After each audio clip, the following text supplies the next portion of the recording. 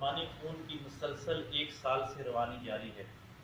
آج دنیا جب مادی ترقی میں عروج کے اعلیٰ مقام پر فائز ہو چکی ہے، لیکن دوسری طرف اخلاقی اور روحانی طور پر بہت حد تک مکمل زوال کا شکار ہو چکی ہے۔ اس ساری ترقی اور تنزلی کا صحرا مجموعی طور پر اہل مغرب کو ہی جاتا ہے، جنہوں نے سائنسی ایجادات میں عروج انسانی کا کمال سامنے لایا، لیکن ساتھ ساتھ عالمی تصادم گزاری،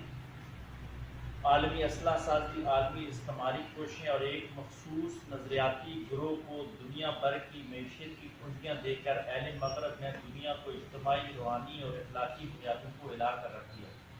ایسے میں مسلمان جو اجتماعی طور پر مکمل مادی زوال کا شکار ہیں، ساتھ ساتھ اپنی لازوال دینی تعلیمات کو اجتماعی طور پر نظر انداز کر کر کے اپنی روحانی اور اخلاقی خودکشی کا بھی شکار ہو چکے ہیں۔ اس زوال کے ساتھ ساتھ طاقتور دنیا اب اپنے مادی و عسکری